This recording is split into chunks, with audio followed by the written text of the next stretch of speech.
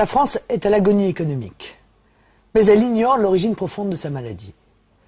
Signe des temps, au moment même où notre pays connaît l'une des pires crises de son histoire, il perd son illustre et unique prix Nobel d'économie qui avait donné les clés pour le guérir. En effet, Maurice Allais avait dans l'indifférence générale depuis des décennies, seul contre tout l'ostracisme de la nomenclature politicienne au pouvoir, démontré la folie de la mondialisation. À cet égard, en qualité de responsable politique, je me sens modestement le devoir aujourd'hui de reprendre le flambeau de Maurice Allais pour dénoncer le secret bien gardé de l'oligarchie qui détruit délibérément la prospérité de notre pays depuis les années 70. Ce féodalisme budgétaire et monétaire hallucinant a déjà été condamné dans le plan anticrise du Front National le 27 février 2009. Il est un problème politique de première importance et doit être révélé à nouveau à toute l'opinion publique française pour lever la confusion sur la raison principale de la destruction de notre économie et du désordre monétaire mondial.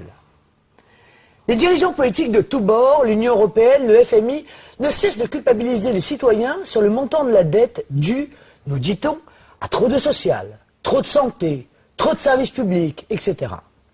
Mais au fond, examinons quel est le péché originel qui a fait basculer soudainement la France des 30 glorieuses à celle des 40 piteuses. La vérité est que la dette publique française est d'abord due aux intérêts cumulés exorbitants payés. 37 milliards d'euros en moyenne par an, payés aux marchés financiers mondiaux sur lesquels nous avons été obligés d'emprunter depuis près de 40 ans. Pourquoi ? Parce que l'infâme loi du tandem Pompidou-Giscard du 3 janvier 1973, entérinée par l'article 104 du traité de Maastricht, puis confirmée par le traité de Lisbonne, a privé la France de son droit régalien de battre monnaie par la création monétaire de la Banque de France pour offrir aux banques d'affaires privées le droit illégitime d'émettre du crédit payant pour l'État. Ces usuriers spéculent ensuite contre tous les actifs de la planète, y compris les dettes des États souverains. Bref, vous avez compris, il n'est plus possible de solliciter directement la Banque de France ou même la BCE pour financer la dépense publique. Nous sommes contraints de passer par les banques et les marchés financiers rapaces, mais c'est unique au monde. Ce mode de financement direct des besoins de l'État, appelé monétisation de la dette, consistait pour notre Banque centrale nationale à prêter naturellement à taux d'intérêt quasi nul, c'est-à-dire à créer gratuitement de la monnaie utile au développement de ces infrastructures, écoles, hôpitaux, routes, ponts, armées, aéroports, bibliothèques, etc. Tous les partis politiques de gouvernement depuis 1973, de droite comme de gauche, ont concouru à la création et à la pérennité de ce régime de financement inique. Il a eu de multiples conséquences catastrophiques, notamment de nous jeter dans une logique de surendettement public jusqu'à la déshérence de l'État et la fin programmée de nos politiques. Il s'agit ni plus ni moins d'un racket discret sur tous les secteurs rentables de l'économie française, ainsi qu'une privatisation rampante de la protection sociale et des retraites. Écoutez attentivement ce chiffre. Notre dette est de 1 650 milliards d'euros.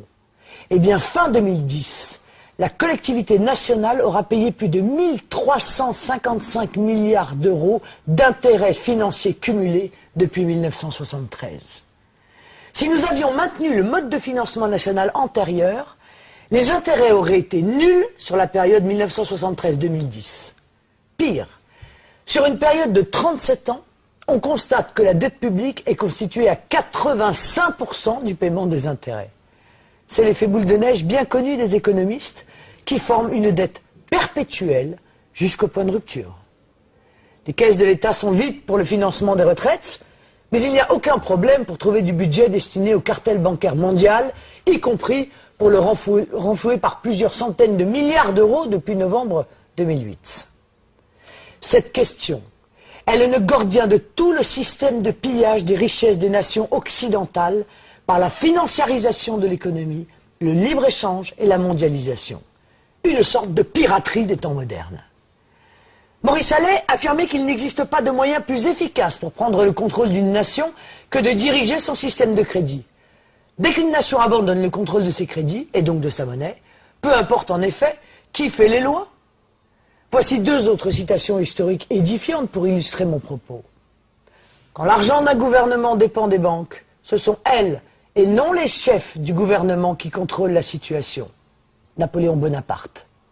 Ou encore, si la population comprenait le système bancaire, je crois qu'il y aurait une révolution avant demain matin, Henry Ford. Dans ces conditions, comment les partis du système, UMPS, Modem, Vert, etc., qui depuis plus de 30 ans n'ont jamais procédé au moindre remboursement du capital de la dette, pourraient-ils demain, dans leur modèle économique actuel, résorber l'ensemble de la dette? C'est impossible. Avec leur modèle, la dette hors intérêt va continuer à s'accroître de 1 650 milliards d'euros sur la période 2010-2025 jusqu'à son niveau d'étiage de 3 300 milliards d'euros en 2030. Si une base raisonnable de 30 milliards d'euros par an et une inflation inférieure à 2% sont retenues pour le remboursement du capital de la dette, c'est en 2132 environ que leur dette sera éteinte, au prix de sacrifices sociaux épouvantables. Bref, ce serait un désastre. Regardez ce graphique qui vous montre la différence de résorption de la dette dans leur système, extrêmement lente et coûteuse, en rouge, et dans le nôtre, beaucoup plus rapide et sans drame social, en bleu. La rigueur financière pour les usuriers, oui, mais l'austérité sociale pour les Français, non. Il y a bien une autre solution, plus efficace et beaucoup plus juste. La seule voie de salut pour stopper l'hémorragie de richesse nationale et sortir humainement de cette crise systémique est en effet de reprendre le contrôle de notre politique monétaire afin de soutenir notre politique budgétaire. Selon les prévisions de nos économistes, il est parfaitement possible de recouvrer l'équilibre budgétaire avant 2015 et de résorber entièrement le capital dette publique d'ici 2025. Comment? Mais dans l'éthique du Front National, le principe légitime est que l'État se finance auprès du service public, pas auprès des banques ou des marchés.